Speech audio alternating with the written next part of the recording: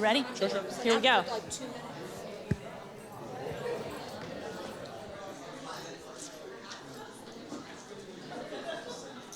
Good morning. Good morning, everybody.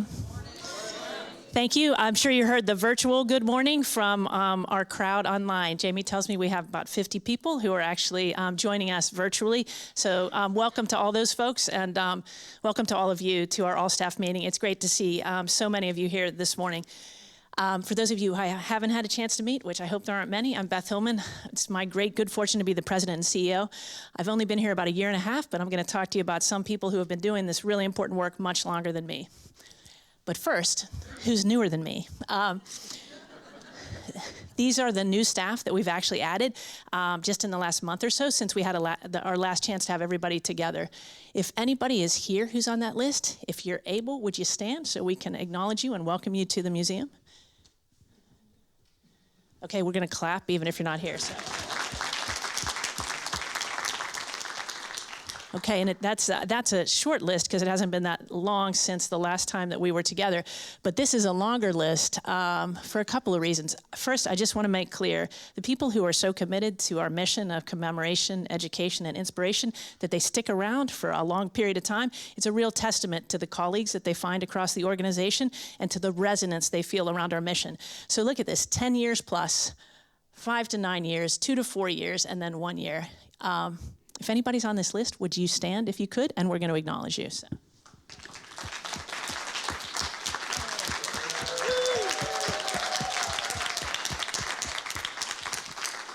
Okay, we have virtual colleagues standing out there in their home offices or wherever they are out and about. I just want to note, too, I appreciate our team, and just a thanks to the team that made this possible.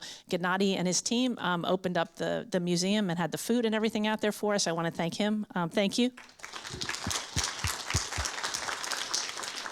I want to thank Kevin and Jamie and Ben and everybody in my office who helps to make this possible, and our special guest curators of this special edition of the all-staff meeting who come from our chief curator's office. That's Jan and Amy and Dylan. I want to thank them for making this particular program possible. But here, this is a change that we made to better acknowledge the work of some of the contract folks who stick with us for every bit as long and in as dedicated a fashion as the people who work for the memorial and museum itself. So our ABM and our AUS folks are also on this list for the first time. We're going to do that moving ahead. And I just want to call out Ardian and Smokey, 13 years with us. So I really appreciate that kind of dedication. Okay, I just want to call out a big event that's coming up for us. If you haven't already signed up with Esther to run or volunteer, Esther Hughes. Esther, are you here? Esther is here in spirit. So Esther Hughes is the person to talk to. If you haven't already volunteered to run, walk, or help us out with the 9/11 Memorial 5K, which will happen on April 28th. This is an important event for us. It does require the whole team on board to make this happen. And an event experience like this is a difficult program to run. It's really important because we reach bigger audiences, younger audiences than we reach with some of our other programs. And we care deeply about our next generation educational and outreach efforts. It's another meaningful experience. So I'll be running. I just signed up my daughter yesterday, so one of my kids is going to run with me. So I have to bring her all the way from Tennessee, so that's no small feat. So, and I'm grateful for everybody who's already working on that and for each of you who's going to be able to support us in that. Okay, and then I'm going to turn it over to Jan to welcome our artists. And I have to say, I've had a chance to visit one of their studios. Naoto showed me his studio, which was an extraordinary experience. You have amazing people with us, Naoto, Chris, and Roz, who are going to share with you what is an unusual experience for us at an all-staff, the work of some of the artists whose contributions to the 9/11 art and response that many of you are familiar with have been so extraordinary that they've landed in our collections. So, okay, Jan.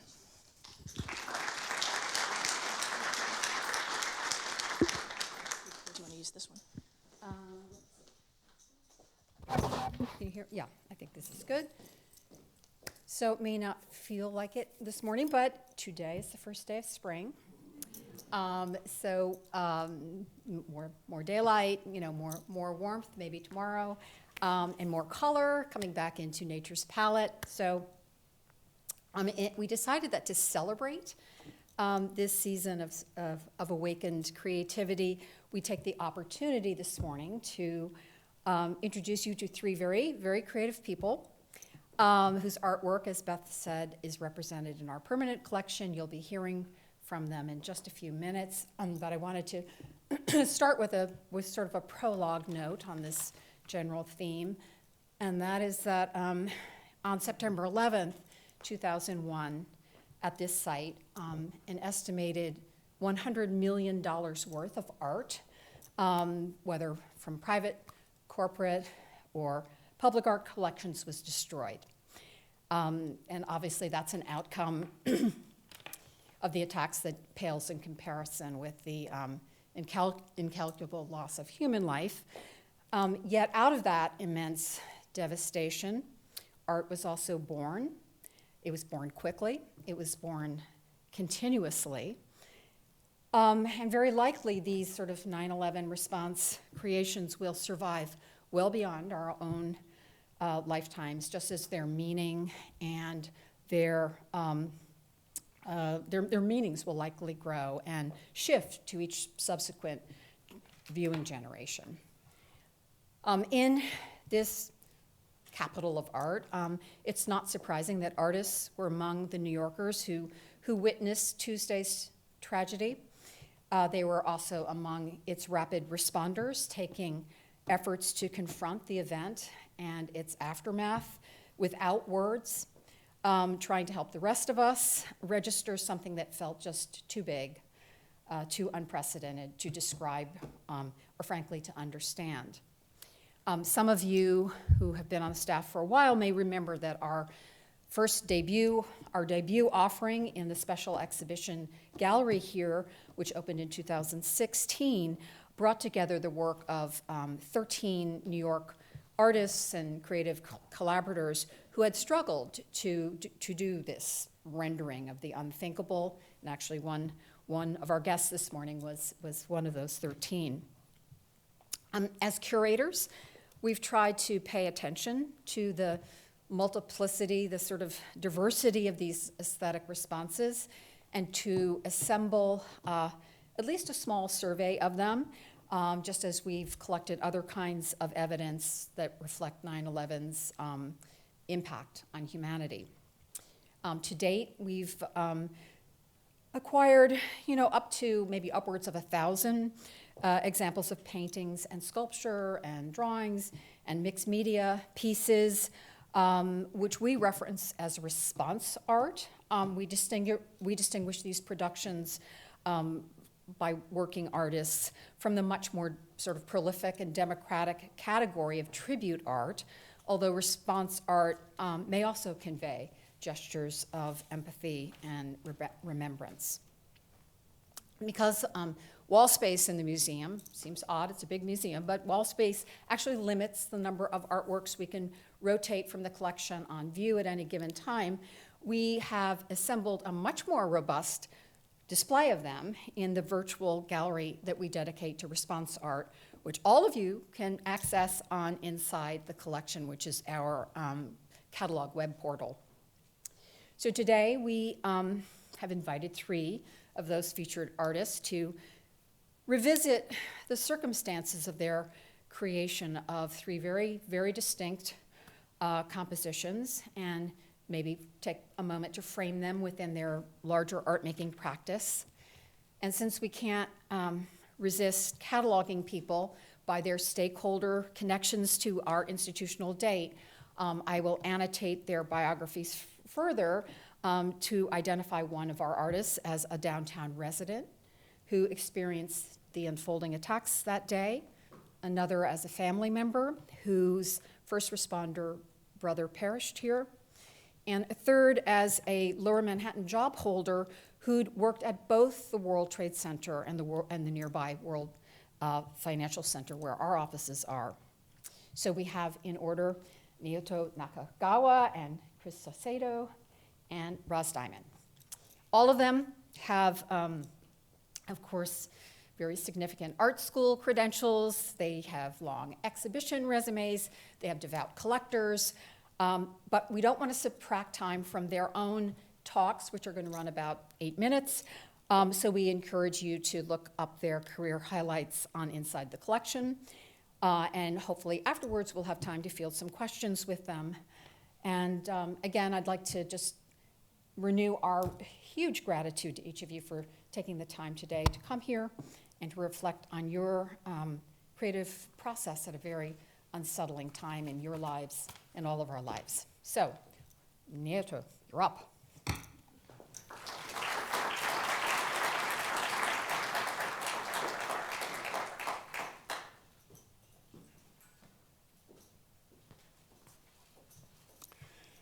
Thank you, John, and good morning, everyone. And also I want to thank to people, staff, and tech team to make this possible. So thank you so much. Let's see the first slide. So this painting is called Stars of the Forest, elegy for 9/11. I've completed this painting in December of 2001. In the beginning, the painting had nothing to do with 9/11. It was something that I saw in upper Hudson River's forest. Very small star-shaped moss. And you know, I'm a painter, and I'm always looking for something to inspire me in the nature. And this star-shaped one really excited me. So I began to paint. It had to be a big painting. Have you all seen this painting downstairs? Okay. And so about a few weeks into paintings, on September 11th, terrorists attacked New York City and America. I had to make a decision. Do I continue to make this beautiful star-shaped moss as another very beautiful magical moment of the nature? My studio is very close to ground zero, and I had to evacuate my studio for about a week or so. The building that my studio was in shook very quickly, maybe less than a second. And I thought it was an earthquake or something like that. Of course, it wasn't. So being very close to the ground zero, I have witnessed many horrible things. I felt hopeless, useless. What am I going to do? And what am I going to do with this painting that I started? So I decided to give this painting a tribute for the 9/11 victims, New York City, and America that I love very much. You know, I came to America in 1962. I think probably I'm the oldest person in this crowd. I think so. Anyway, I came as a student. I was 18 years old. I went to art school. I wanted to be part of this America's art community. I owe everything to this city. I owe everything to America, and America that I love. So, so instead of having this beautiful nature paintings with many other colors, I decided to tribute this painting for America. And how do I do that? I made a kind of an American flag. I limited the colors to red, blue, white. And I worked on this for about 4 months to complete. And I worked every day for this. And I think my prayers in this painting as well. So this painting sort of became this American flag. And if you notice that in the center of the painting, there is a cross in it. And if you squint your eyes, you see the cross. Cross to me is love and courage and the devotion. And that's how this painting was born. And I'm very happy that this painting is now being acquired in this museum. And I was told that about 5 million people a year will see this painting. Wow, what a place, how honored I feel. So next, please. So this is the star-shaped moss, very small, very tiny, but very beautiful. You see the some detail of the painting. Next, please. So these are preparatory drawings for the star-shaped moss. Yeah, you know, this was something that I had to do it. And so this is what I was able to do to contribute as part of this being in America. Next, please. In 2003, in Chinatown, there is a Asian American Center, and run by director is Bob Lee. Bob was planning to exhibit artworks tribute to 9/11. And when he found out that I had this painting, he asked me if he could exhibit this painting, and of course I did. So this is 2003, and I believe this must be the very first art exhibition done after the 9/11 in America. And at the same time, the book, Voices of Healing, this is the book by Organization of Chinese Americans, and they were going to publish this book from the viewpoint of Asian communities. So this painting is in that book, and I believe that this painting is in a collection of the library in this museum, so you can look at the beautiful content that you'll be educated about it. Next, please. Now, completing the Stars of the Forest elegy for 9/11, it taught me something. And I often think about this. What is to be an artist for the 21st century? And I think that this is a very important question to the artist. Can painting just continue to be a decoration for your home, in your living room? Or is there something that we have to also express? Maybe to contribute something, peace, love, something like that. Is it in my mind? So this happened in 2011, March 11th, 2011, in Japan.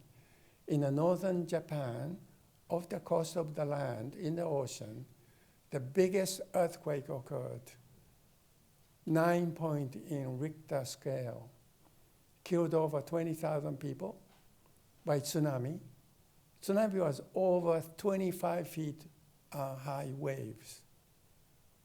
Decimated the villages, towns I visited, and there was nothing left, maybe like one tree left. So when this happened, you know, I came from Japan, and I'd never been to northern Japan, but I said, I have to do something, sort of similar something to 9/11, the Stars of the Forest. And that's something that I have learned, that I must give my time and do something to contribute. So I went to Japan for 1 year, almost immediately, and I made a project called 1,000 Portraits of Hope. I visited temporary housings, villages, fishing villages, hospitals, private homes. And I went in 1 year, I went to Japan 8 times, each time 2 weeks. And I visited everywhere I can. I kind of gave up my, what you call, careers. It wasn't about my career, it was something else. And this is what I learned about Stars of the Forest, LSE for 9/11 painting. And so to draw 1,000 portraits, and people are lined up, I had to do it very quickly. So it was maybe 5 minutes maximum. And so in the beginning, I was painting with a beautiful pen and ink. And then some volunteer people said, Naoto-san, you can't do that. You have to use the magic markers. So you can see these are part of the 1,000 portrait of people. These are the survivors of the tsunami. And then also Fukushima nuclear power plant's meltdown. So one on the top is the last 1,000 portrait of hope. This one. And so this was a celebration that I have completed after 1 year, going to Japan 8 times. So he is the last one, and in the last about 75 portrait, I wanted to make sure it's a children to show the future. So all the children here I have drawn, and he's the last one, 1,000th portrait. And also, it was by coincidence, his name is First Tree. I said, wow, what a great coincidence, First Tree. And it's the end of my 1,000 portrait. I did not give a portrait to the people because this was a gift to them, because they were living in miserable conditions in cardboard boxes. So I did not. Who wants the portrait in that time? So 2 years later, through the many volunteers by that time who helped me, distributed, given to all 1,000 people. Wow. And so I have this little secret pleasure in me. And that little secret pleasure is, wow, maybe 300 years later from now, all this portrait is going to start popping up everywhere. And say, who the hell did this thing? Wow, what a pleasure for me. So I have something already looking forward to 300 years later. Okay, so next, please. So learning these things from the Stars of the Forest elegy for 9/11, it's changed my thinking. And you can see from the 1,000 portrait of hope as well, giving up my time. I wasn't an artist. I became a person. And so in this one, this was done in 2021. And it's called 193 plus 2. Together, 195. This is all of the countries of the world who are members of the United Nations. And did you know that each country have a national flowers representing their country? So in this painting, there are 195 countries in it. I don't think anybody ever done that. Do you know what is the America's national flower is? Anybody knows? Come on, one. No, okay. It's this one, the red roses. Okay, red roses. That is shared by many other countries, by the way, red roses, including like Iran. Does anybody knows the national flowers of Ukraine? What does Ukraine export? Sunflower, right here, okay? By the way, when I say 193 plus 2, those two are not really a United Nations member, but it's a permanent observer. So this is Palestine. The other one is a Vatican. And Israel is here. So anyway, that's a painting, 2021. So I also made this painting.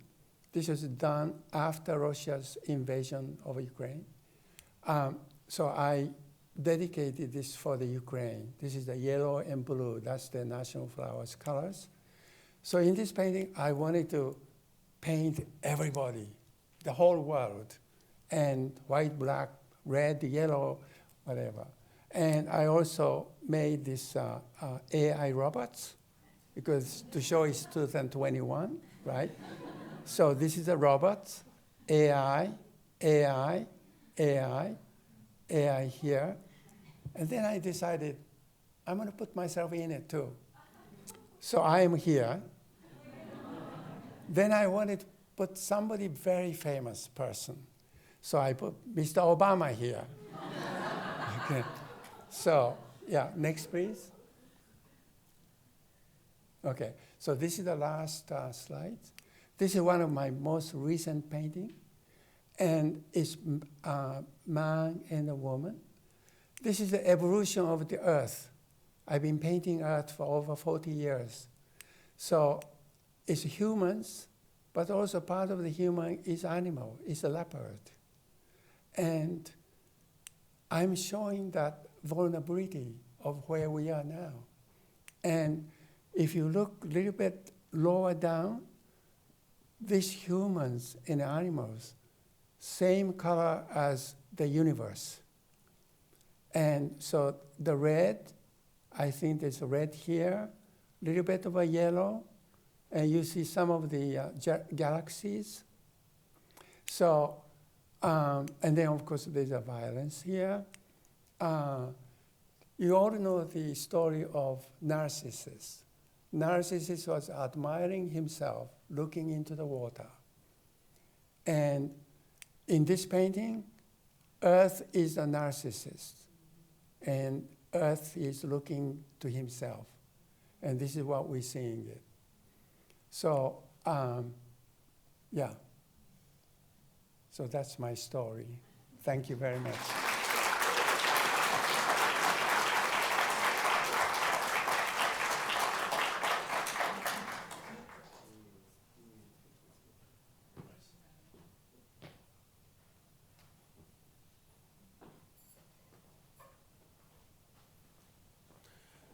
Good morning. Thanks for inviting me.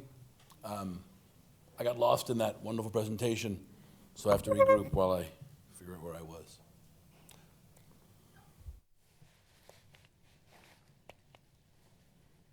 Green for forward? Okay. Thanks for inviting me. I'm going to show you a lot of images in a pretty quick amount of time, and I don't have much prepared to say, but a lot of images to show you. This is a little maquette I made for a World Trade Center Memorial weather vane for a firehouse in Rockaway Beach. But we're going to go very quickly through a lot of images and get back to that. I'm a sculptor, and I've been a professor of sculpture for 34 years, so I make a lot of sculpture, and I help young artists make a lot of sculpture. So if I've made, 150, 200 sculptures, I've helped students make thousands and thousands of sculptures. So here's just a quick overview of the big kind of objects I've made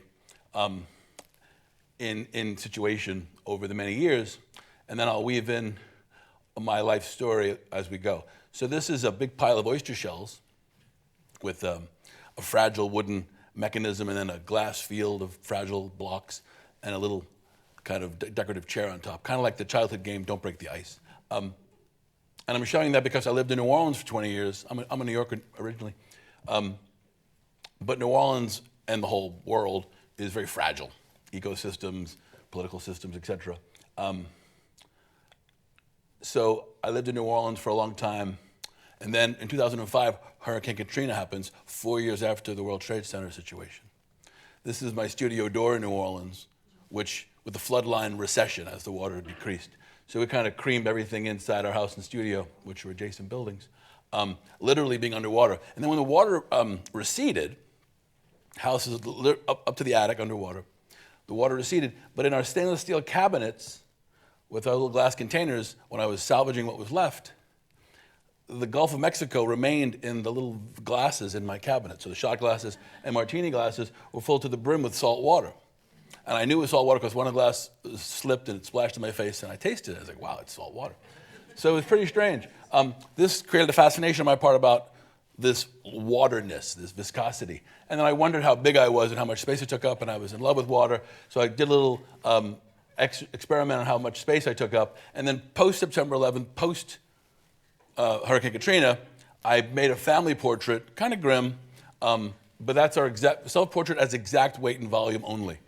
And then that led to a series of work, what I thought about if things are underwater, maybe the flood is not an oppressor, but the flood could be an activator. So here you see a series I made called water bottle buoys, where the object's made of polystyrene, and they would be activated when the world was underwater, and with 200 feet of line, like Kevin Costner's Waterworld, this would float up and be activated as a water bottle buoy. So water became a big issue in my work, dealing with the situation of catastrophe. And particularly, I fell in love with making images with fire of liquid. That seemed like that duality resonated with me. So these are these steel brands I made to make those images, weaving in there a quick Hurricane Katrina memorial, but the idea of branding. Long story short, we eventually returned to New York City, buy a house in Rockaway Beach. Hurricane Sandy comes and floods that house. If you look on the left image, that's our front door, where the water outside is about neck height, and the water inside is only knee height. The water is trickling in through the keyhole on October 29, 2012, my birthday. So we've been through some floods, and then I'm returning back to this idea of fire and water. The night of the Rockaway, Breezy Point burned the night of those terrible floods. Again, this duality of like fire during flood. So I've been fascinated with this fluid volume and burning paper and calculating volume and the enormity of the world seas, and even after a flood, water returns to the sea. So this is, we'll go forward, balancing, in our divided national political discourse, I was trying to find some things we could agree on. So here I'm just saying that 4 quarts is a gallon and 4 cups is a quart. And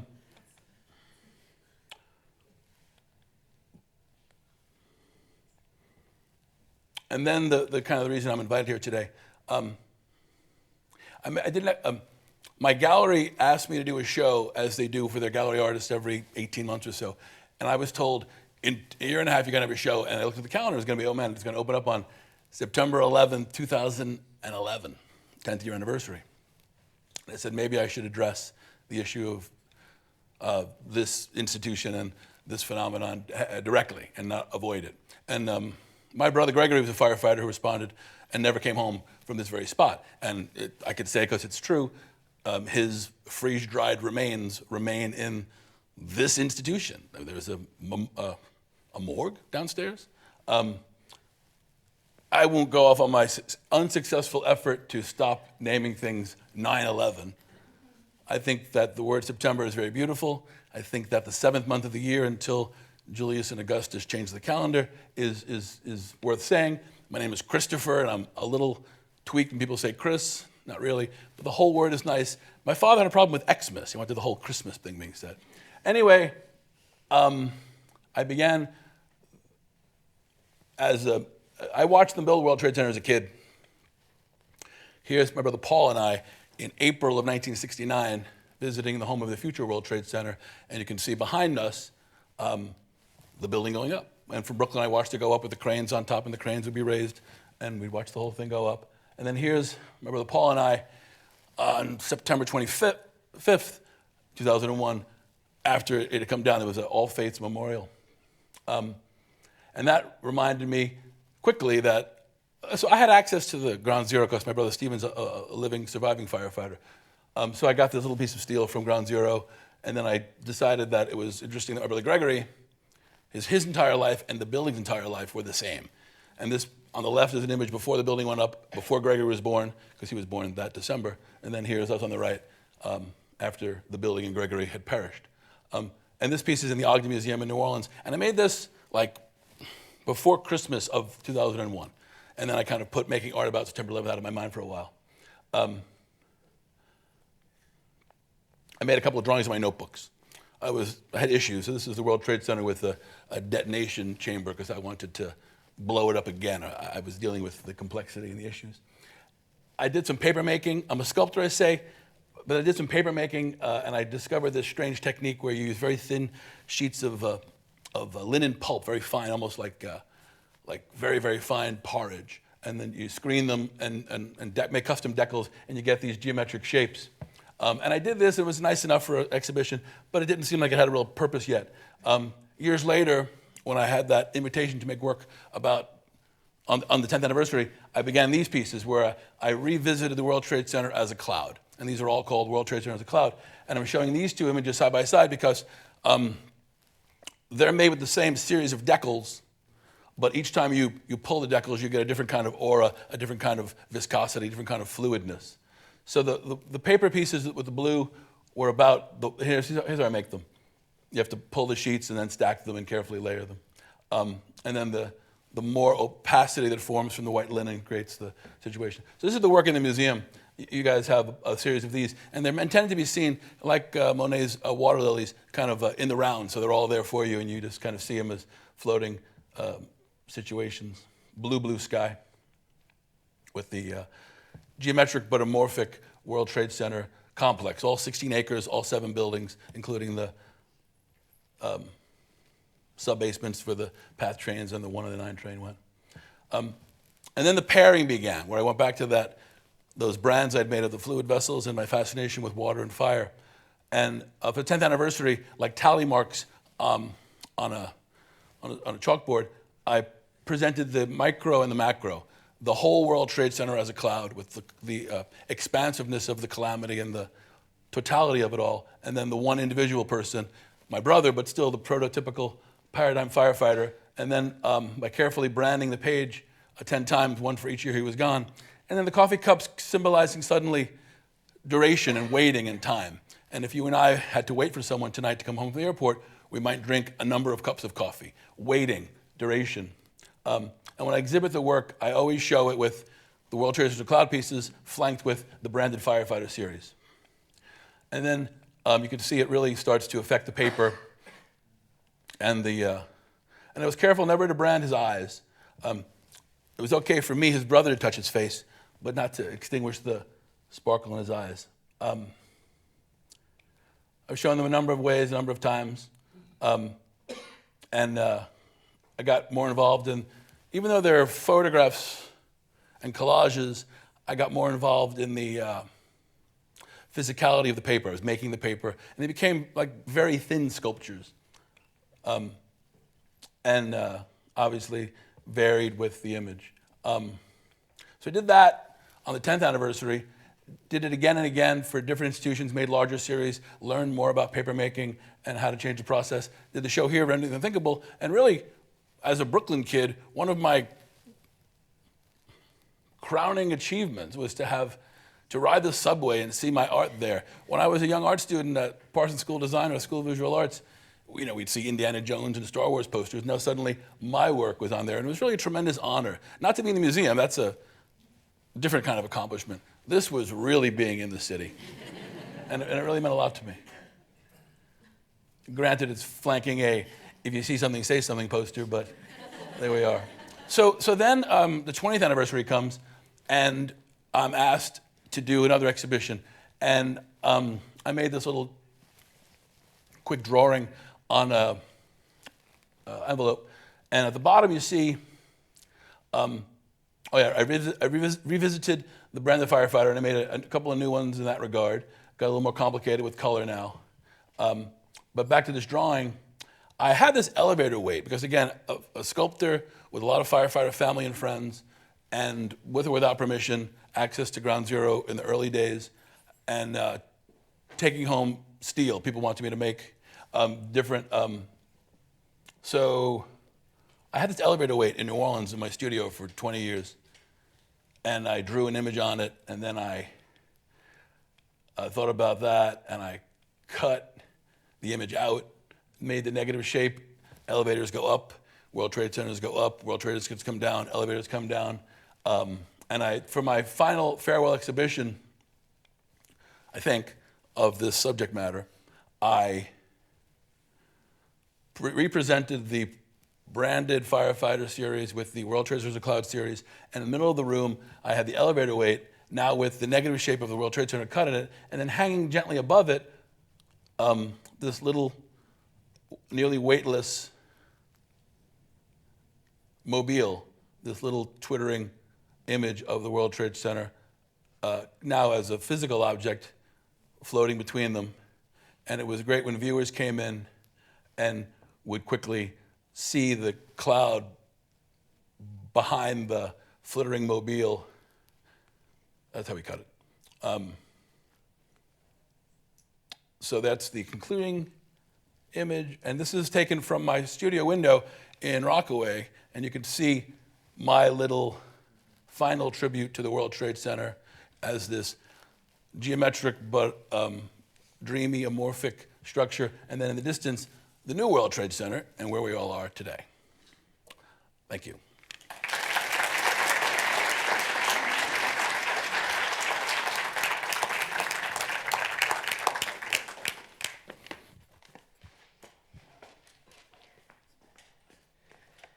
Thank you. I know the clock is ticking, but thank you for having me, Jan Ramirez, Amy Weinstein, and all the technical people and all of you. It's an honor to be here. My name is Roz Dimon. I'm going to be talking about a piece called Pale Male. This is a multi-layered, this is a still painting composed of many, many images. And listening to Christopher, I was thinking how we're in this new world of multiple images, and yet I'm kind of trying to slow us down being a new media artist working in this field where all these images become one image that are sourced and go out like kind of the new Gutenberg press of imagery in a way. But, oh, okay, let's keep going. Before I say too much more about the art, I just want to talk about my relationship to this place we are right here. I'm an artist, I'm an interfaith minister, I'm a New Yorker. I love this place. There's no place more tolerant than New York City. And I accidentally got into digital media because my painting's filled with pixels. I can barely operate a toaster, so I don't know how all this happened, but that happened in the 80s, and I'm gonna go forward though, because we have to focus, and I know we have time clicking here. But these towers, I live close to these towers, and after getting into digital media, I worked in both fine art and commercial art, which I like to blend the two. I think they're all part of the same thing in some ways. I worked at the American Express building, Deloitte, WSJ.com, and they were everywhere I worked was always at the World Trade Center. When my family would visit, it wouldn't be to go to the, to Windows on the World, which we did, but it was to come see me because I was always there, and it was an exciting time for me. I like working with people. I like working from within and making change happen, which I was doing in these new media departments. And when I go home, I would be doing these pieces like this one, The World's Greatest Bar Chart, where I'm just sort of measuring the nonsense of everything. And this is an audio-visual piece from the 90s that you can go see, worldsgreatestbarchart.com. I worked with my young 22-year-old programmer, who I've never met personally, but we've worked on Zoom many years. You can go look at it. We've rolled it up. When the towers came down, I'm showing you a scene from the World Financial Center 2, where I had previously, very recently, been working as head of creative storytelling for the Wall Street Journal Online. And here's the Wall Street Journal like a week after the towers came down. And of course, we were devastated. I was lucky to have my life. I'd just been downsized. There had been an economic downturn. And after being paid a signing bonus and making quite a huge salary, I was really at a loss for where, and my husband lost his job. Everything fell apart. I was so happy I had my life. And I had a home in Shelter Island. But I have a blank slide here because my life was dark. It had been real high. And I think we know, all of us who have ever experienced tragedy, that you can be riding high and you can come down really fast. I was really not sure what I was going to do next for a few years, but I was reawakened by this story of a bird called Pale Male. He was a hawk. He had a very pale head, and he had lost his natural habitat and had taken up on a luxury balcony window in the Upper East Side of New York City, across from Woody Allen's apartment window. And I mean, he was the rage of New York City. Some of you might be old enough to remember Pale Male. And he really inspired hope for so many of us. And I thought, wow. And I was kind of feeling like I had lost my home. New York City, even though I'm a transplant from Atlanta, There was nothing like New York City. I was also inspired by a show of Byzantine icons at the Metropolitan, and the reason I was drawn to it, because I'd never really been drawn so much to icons that much, but I read that they were a source of comfort to a nation besieged, and I went, I'm going to go check this out. And it struck me, and so much, because these icons were, they were not only a comfort. I thought, how is my art a comfort? You know, I have all these, I have all the tricks of the trade and digital media, all exciting. I can paint. I have some talent. You know, but you know, as Naoto said, you know, it's not about decoration, even though I love beauty and I think decoration matters. But I took a course and actually painted with top Rabboni. This is in New Mexico. Where I did a prayer for a week. And one thing fascinating is there are these multi-layered pieces that have symbolism and layers that are bringing you into the painting. And also their perspective. When you look at art from like early Renaissance on, the perspective has always been you go into the vanishing point. In an icon where you're praying, the icon is the large part and the point comes to the viewer. So I went, whoa, these are pieces that are speaking to people. And I'm showing you now, just, it was like putting me in a straitjacket. You know, I'd always been very expressive, and it was like, oh, Miss Diamond, keep your arm steady. You know, but you're looking and painting and replicating a famous piece. This is from Mount Sinai. It's the Theotokos, the bright virgin. I won't get into that, but I don't know what I think about that. But I really appreciated this whole thing. And I was the only professional artist in this class. And we were all reverently painting in these prayerful things that have earth tones that mean things. And it was fantastic. And it was going from dark to light. And I thought, wow, I work in this flat screen that you can put thousands of layers in here and the sky's the limit. It's almost a spiritual and a technological thing. And I came back to my studio, hope I still have a few minutes, came back to my studio, and this piece just came out of me. I am a spiritual person, but as I said, I'm an interfaith minister. I'll say right now, Jesus is in this piece. I think he's one of the big rads that ever was, and I'm appalled at things that are done in his name. But I did this piece, but it was inspired by the hawk, finding home, making a flat piece that would say something to people about finding home when all is lost. I mean, it really pits the secular with the sacred. And I mean, you're working down here in the heart of capitalism, and it's all about that. Now, this is just a screenshot of Photoshop of all the layers. I mean, you guys are, especially and women, the younger ones, you know that we're in a digital world. This is just one layer of the hundreds inside Pale Mail, where the World Trade Center comes together. You can see the city. You can see the babies of Pale Mail. And, you know, things started to just pop open after I did this piece. And it was a new kind of art form. It's a still painting on the wall. It's actually output as a chrome with a backlit light behind it, like an electronic light box.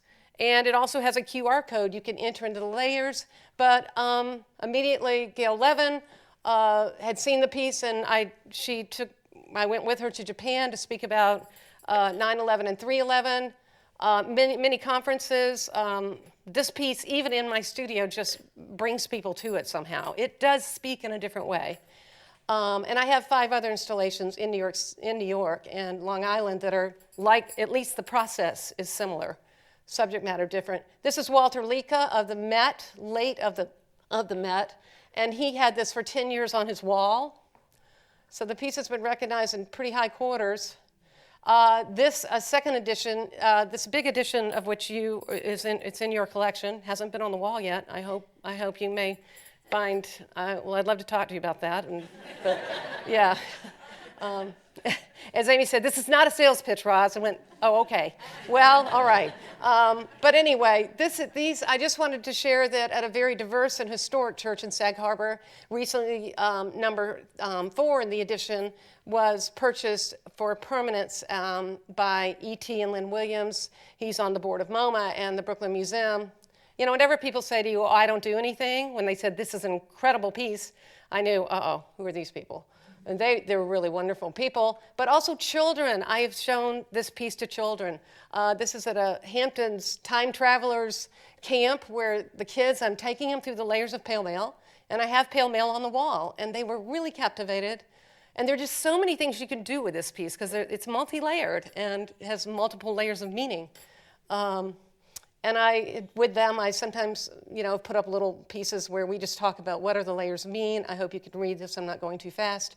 Another intellectual thing about these pieces is I source everything. I didn't take that picture of the World Trade Center, even though I worked there for 10 years. I purchased it, and when you go inside the painting online, everything is attributed, everything. So I think that's real important, especially where we're going right now with AI. I wrote here, this is a telephone pole, but the artist thought it looked like a cross. Lots of dialogue. Well, just going back to this is, sometimes we're on a road, but where are we going? Something to think about. We don't always know. At the heart of the piece, though, honestly, and I'm almost done here, is these words: love one another.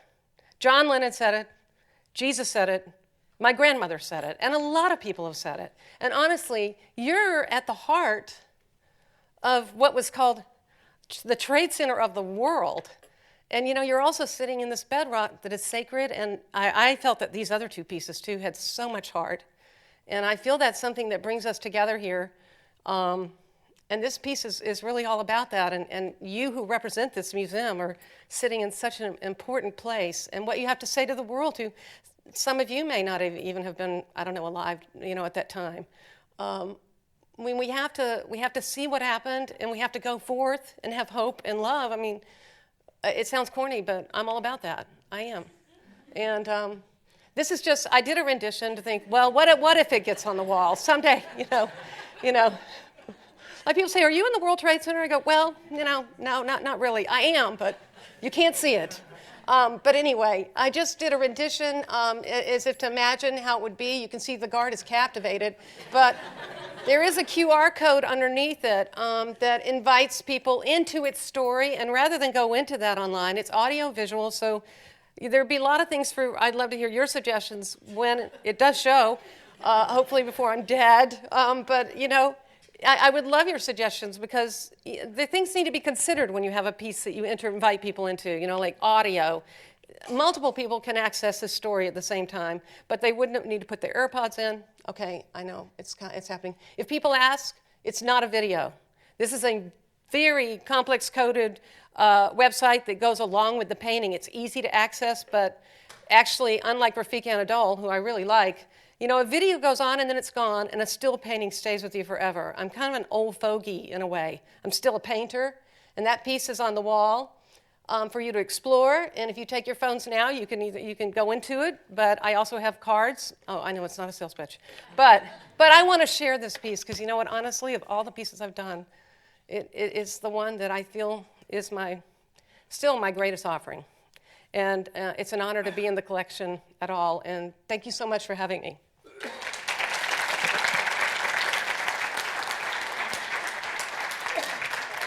Oh, yeah.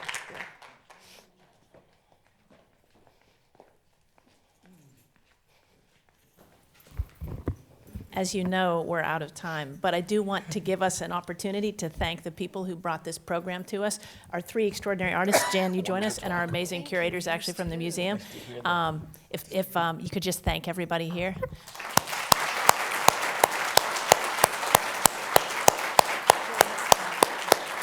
I want to thank Jan. Jan, do you want to say any last words after hearing this? Wow.